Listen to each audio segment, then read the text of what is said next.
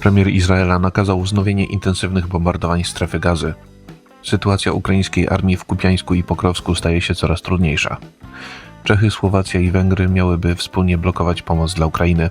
Komisja Europejska planuje jeszcze w tym roku podpisać umowę z blokiem Mercosur. Stany Zjednoczone deportowały ponad 500 000 nielegalnych imigrantów. Organizacja Narodów Zjednoczonych twierdzi, że globalne plany walki ze zmianami klimatycznymi nie przynoszą efektów. Środa, 29 października to jest Układ Poranny. Michał Ziomek, zapraszam. Premier Izraela Benjamin Netanyahu nakazał lotnictwu wznowienie bombardowań strefy Gazy. Ataki na palestyńskie terytorium mają mieć związek z oskarżeniami o naruszanie zawieszenia broni przez Hamas. Zgodnie z rozkazem wydanym przez Netanyahu, izraelskie siły powietrzne mają przeprowadzać intensywne naloty wymierzone w palestyńską enklawę. Telewizja Euronews poinformowała, że według świadków Izraelczycy we wtorek wieczorem rozpoczęli bombardowanie południowej części strefy Gazy. Szef izraelskiego rządu zarzuca Hamasowi naruszenie porozumienia o zawieszeniu broni. 1,5 tygodnia temu bojownicy palestyńskiego ugrupowania mieli zaatakować izraelskich żołnierzy znajdujących się na tzw. linii wycofania. Poza tym Palestyńczycy wciąż nie zwrócili wszystkich zwłok zakładników porwanych ponad 2 lata temu. Źródła Euronews w izraelskim rządzie dodają, że we wtorek żołnierze sił obronnych Izraela zostali ostrzelani w palestyńskim mieście Rafah. Zbyt powolne wydawanie ciał porwanych Izraelczyków utrudnia rozpoczęcie wdrażania kolejnych etapów zawieszenia broni, które zostało wynegocjowane prawie 3 tygodnie temu. Sam Hamas utrzymuje, że opóźnienie jest związane z problemami z odnalezieniem zwłok, bo infrastruktura strefy Gazy w ciągu 2 lat konfliktu została niemal doszczętnie zniszczona. W weekend Egipt wysłał do enklawy swoich ekspertów wraz ze sprzętem mającym pomóc w poszukiwaniu ciał zakładników. Wiceprezydent Stanów Zjednoczonych J.D. Vance, pomimo izraelskiego ataku na strefę Gazy, uważa zawieszenie broni za wciąż obowiązujące i będące przełomem dla całego regionu Bliskiego Wschodu. Rosyjska armia jest bliska zajęcia Kupiańska w ukraińskim obwodzie charkowskim, poinformował portal The Kyiv Independent. Pogarsza się także sytuacja ukraińskiego wojska w Pokrowsku w obwodzie donieckim. Kupiańsk był już wcześniej zajęty przez siły zbrojne Federacji Rosyjskiej. Miejscowość znajdowała się pod rosyjską okupacją przez 8 miesięcy od rozpoczęcia konfliktu. Została następnie odbita przez żołnierzy sił zbrojnych Ukrainy. Przez 3 lata Rosjanie mieli okupywać się w lasach na północ i na wschód od Kupiańska. Prowadzą oni obecnie ataki przy pomocy niewielkich grup swojej piechoty osłanianych przez drony. Dowódcy obrony miasta powiedzieli w wspomnianej witrynie, że z tego powodu użycie artylerii oraz bezzałogowych statków powietrznych przeciwko Rosjanom przynosi niewielkie rezultaty. Coraz trudniejsza staje się ponadto sytuacja obrońców Pokrowska. Już w weekend na terytorium miasta w obwodzie donieckim przedostała się grupa około 200 rosyjskich żołnierzy. Prezydent Ukrainy Wołodymyr Zełenski przekazał, że Rosjanie dysponują 8-krotną przewagą nad Ukraińcami. W jego opinii Rosja chce pokazać w ten sposób Stanom Zjednoczonym, że jest w stanie zająć całe wschodnie ukraińskie terytorium. Według analityków z portalu Deep State rosyjskie siły zbrojne otoczyły Pokrowsk już z 3 stron. Mosty prowadzące do miejscowości zostały wysadzone w powietrze, dlatego dostarczanie sprzętu wojskowego i ewakuacja rannych są praktycznie niemożliwe. Zdaniem ekspertów wypowiadających się dla The Kyiv Independent, z każdym dniem ewentualne wycofanie się z sił zbrojnych Ukrainy z Pokrowska będzie coraz trudniejsze. Węgry planują stworzenie sojuszu z Czechami i Słowacją. Wszystkie 3 kraje miałyby sprzeciwiać się dalszemu udzielaniu pomocy Ukrainie przez Unię Europejską. Główny doradca węgierskiego premiera Viktora Orbana powiedział portalowi Politico, że Budapeszt po stworzeniu nowego rządu w Pradze będzie chciał zacieśnić z nim relacje. Jak przekonuje Balázs Orbán, lider czeskiego ruchu ANO Andrzej Babiš byłby zainteresowany stworzeniem nowego formatu. W jego ramach Orbán, Babiš i słowacki premier Robert Fico uzgadnialiby wspólne stanowiska przed posiedzeniami Rady Europejskiej. Czechy, Słowacja i Węgry miałyby być zainteresowane zwłaszcza blokowaniem kolejnych transz pomocy dla Ukrainy. Kwestie związane ze wsparciem dla ukraińskiego państwa są omawiane praktycznie na każdym szczycie z udziałem przywódców państw członkowskich Unii Europejskiej. Doradca węgierskiego premiera uważa, że podobny sojusz sprawdzał się dobrze już w przeszłości.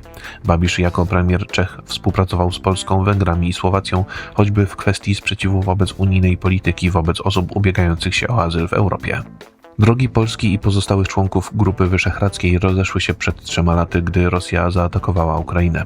Ówczesny polski premier Mateusz Morawiecki zajął odmienne stanowisko od swojego węgierskiego odpowiednika, który wciąż sprzeciwia się nakładaniu sankcji na Rosję. Doniesieniom Politico zaprzeczają czescy politycy. Babiš miał po raz pierwszy dowiedzieć się o tych planach właśnie z artykułu opublikowanego na portalu. W podobnym tonie wypowiedział się wiceprzewodniczący partii ANO Karol Havlíček. Komisja Europejska jeszcze przed końcem roku zamierza podpisać umowę handlową z Mercosur. Jej przewodnicząca Ursula von der Leyen miałaby pojechać do Brazylii za niecałe 2 miesiące. Porozumienie między Unią Europejską i południowoamerykańskim blokiem Mercosur ma zostać zawarte 20 grudnia. Niemiecka polityk jeszcze przed świętami Bożego Narodzenia chce pojechać do brazylijskiej stolicy. Portal Politico twierdzi, że wspomnianą datę zaproponował szef Rady Europejskiej Antonio Costa.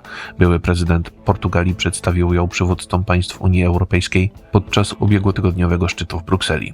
Wciąż potrzebne są działania dyplomatyczne mające przekonać kraje członkowskie do zaakceptowania umowy. Same negocjacje na temat jej zawarcia trwały przez blisko 25 lat, ponieważ regularnie rozmowy dotyczące porozumienia zrywała Francja. Komisja Europejska rozpatruje różne scenariusze na wypadek sprzeciwu ze strony państw członkowskich.